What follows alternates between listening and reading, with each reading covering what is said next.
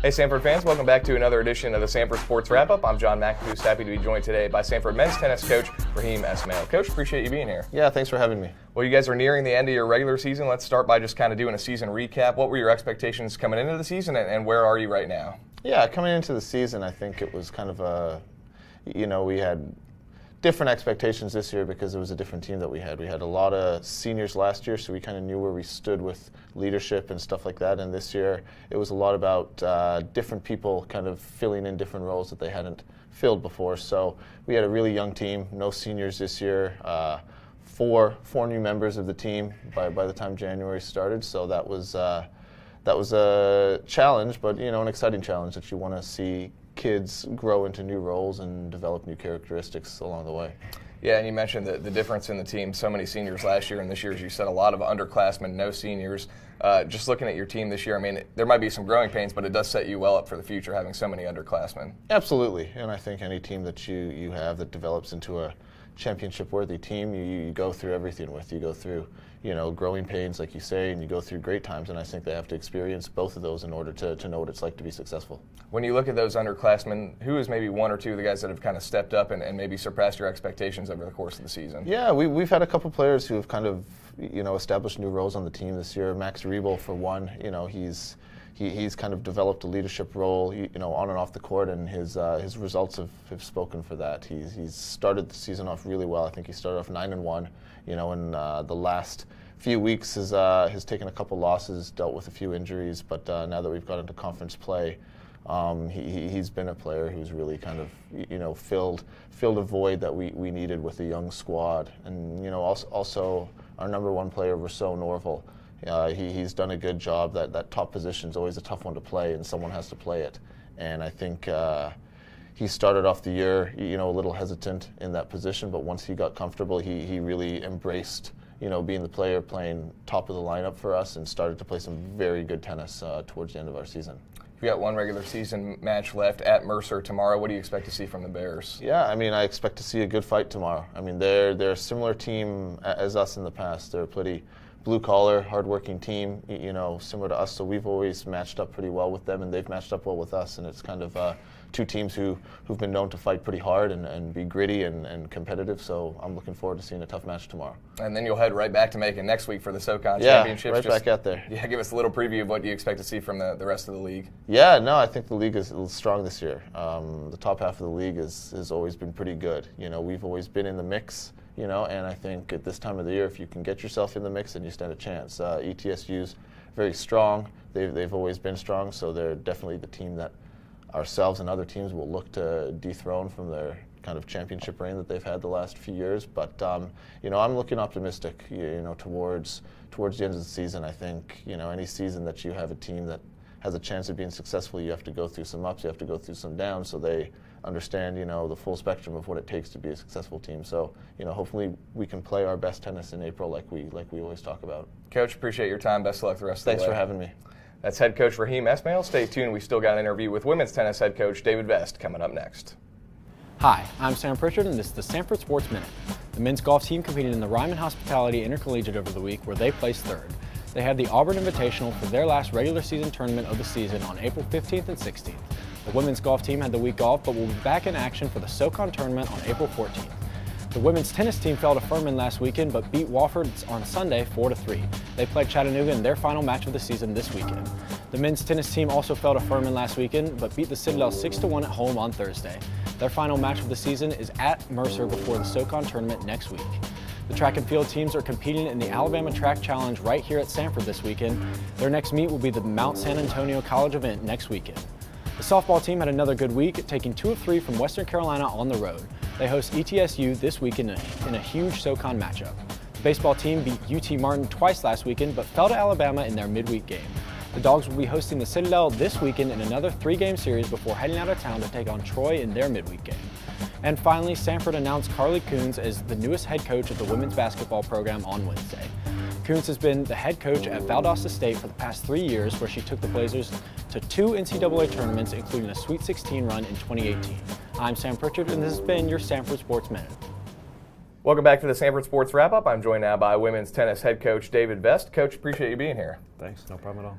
Well, you guys are almost wrapped on another season, and I just kind of want to start by talking about what the season's been like so far. What were your expectations coming in, and how do you feel about where you're at right now at this point in the season? Expectations are always the same every year. Win a conference championship, regular season title, obviously, and trip to the NCAA tournament. Those expectations don't change from year to year. I thought January and February we were really on the right track to putting ourselves in position to do that. Then we moved into outdoor season, and we had a couple of tough weekends that kind of set us back a little bit, but those expectations haven't changed now that we're into conference match season and with the conference tournament coming up in 10 days or so. The expectations haven't changed regardless whether we're inside, whether we're outside, how well we played in January, February, or maybe how we underperformed a little bit there for a couple of weeks in March and early April. It hasn't changed our expectations as we go into the tournament, that's for sure. When you look at your roster, who are maybe one or two of the girls who you've really seen step up over the course of the season? Just right offhand, MK Lewis, she's my transfer from Auburn. She's actually a grad student, so she only has 1 year with us. She's done a great job of just coming in and being a great leader, just leading by example. She knows this is her last hurrah, and she's an Auburn graduate already, but she's taken her time here at Samford as serious as you can, and she's really taken under her wing the rest of the team and done a really good job. I think she's done a great job of stepping up.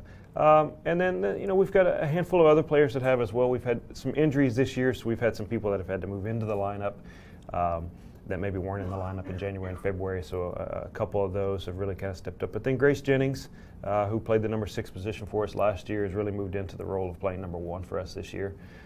So I think she's kind of led by example for the majority of the season. So yeah, I think we've got different people in different spots who have helped in different ways. And to be honest with you, it kind of varies from week to week and even from month to month. But those few kind of stand out.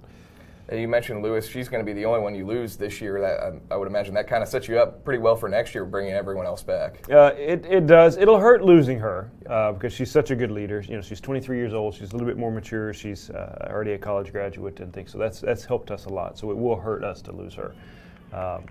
But we get a couple girls back who either are ineligible this year because of transfer rules or because they're out with a season ending injury. We get a couple girls back and add 2, pretty much 9 out of the 10 players that are on the roster right now. We add 2 what we already have, and I think going into next year, you hate to look at next year, but while you're in one season, while we're currently in a season, but I really like the direction that we're headed.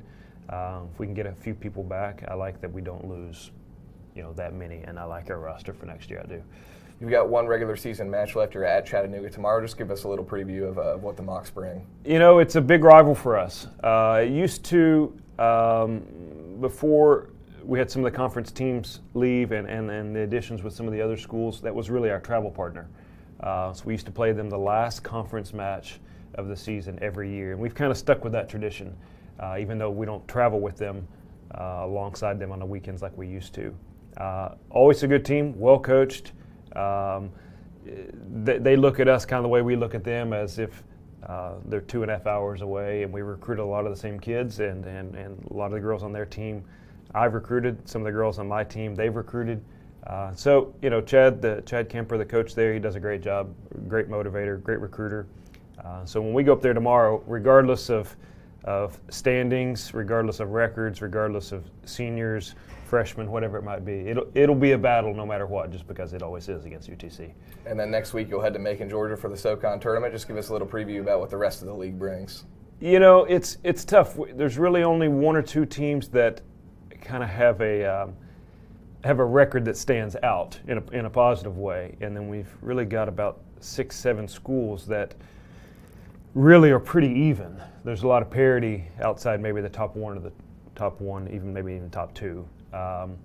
But it's interesting going into our conference tournament because we played a great match last weekend. If we can get some momentum tomorrow, I think going into next week, I don't think we've played our best in conference play yet, and we're hoping that going into the conference tournament that we can kind of save some of our best for last, so to speak. But we don't even know. There's so many matches to be played this weekend that we don't know standings-wise, we don't know seed-wise, we don't know who we're going to match up against, we don't know who we have in the first round, what time, what day. So really just kind of practicing as well as we can each day, getting ready for tomorrow's match, and then we'll come back, take Sunday off, and then get busy next week after we know who we actually play in the first round. But I think the girls are looking forward to it as we should this time of year. Coach, appreciate your time. Best of luck the rest of the season. No, thanks, appreciate it. Special thanks to both Raheem Esmail and David Best for joining me on this edition of the Samford Sports Wrap-Up. We'll see you next week.